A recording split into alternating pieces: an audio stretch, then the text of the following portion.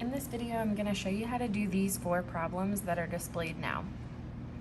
For number 11, your vertex for where the chords are meeting is on the inside of the circle. If your vertex is on the inside, you're going to use this formula. Angle equals 1/2 arc plus arc. For this formula, it does not matter which arc you plug in where. The angle here is what we're trying to find, so I'm going to put x in its place equals 1/2. The arcs are outside of the circle. You need to also make sure that if this is your angle that you're trying to find, the arcs that are being plugged into the formula are the angles that go with that, meaning they're directly across from that angle. So since these are, I'm going to plug in 135 and 55. From here, because x is already all by itself, the only thing that you need to do is plug this in the calculator.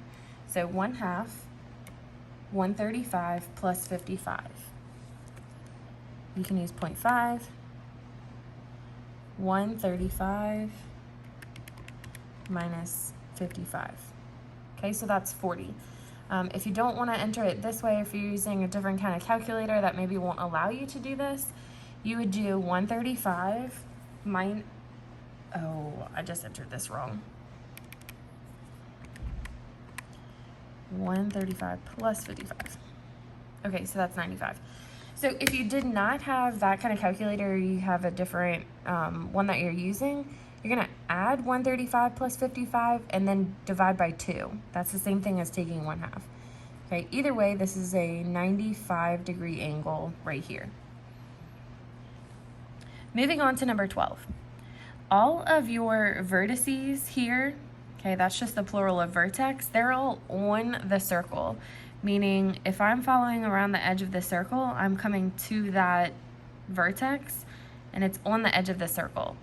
So for on, you have 2 main equations or formulas that you're going to use. If you have the arc, you will divide by 2 to get the angle across from it.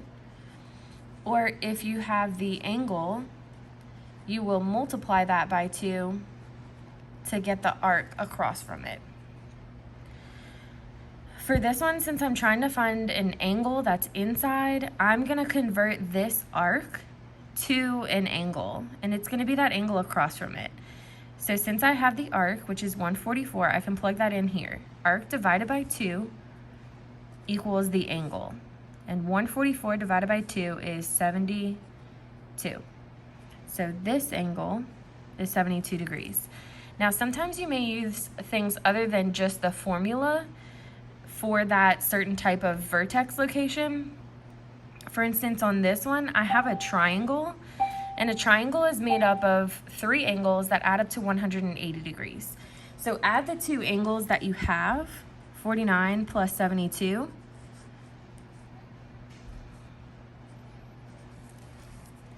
Okay, 49 plus 72 is 121. And then subtract that from 180. So 180 minus 121 is 59, meaning this angle right here is 59 degrees. Okay, over here, again, I have another problem whose angle vertex is on the circle. So I know that the angle times 2, okay, we said that over here, the angle times 2 equals the arc. So if I multiply 98 times 2, I get 196, which means that this arc out here is 196 degrees. It also tells me that that's 25x minus 4, so I can set those 2 things equal to each other so that I can solve for x. Add 4 to both sides, 25x equals 200, and then just divide both of those sides by 25 to get x is 8. Over here, again, I have an angle on the circle. So if I have the angle, I'm going to multiply that by 2 to get the arc. So 75 times 2 is 150. Be careful with this one because this is the arc that goes with that, but I'm actually trying to find this one over here, which is the rest of the circle.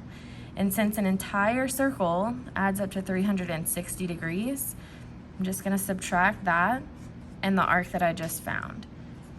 So the arc that I'm trying to find is 210.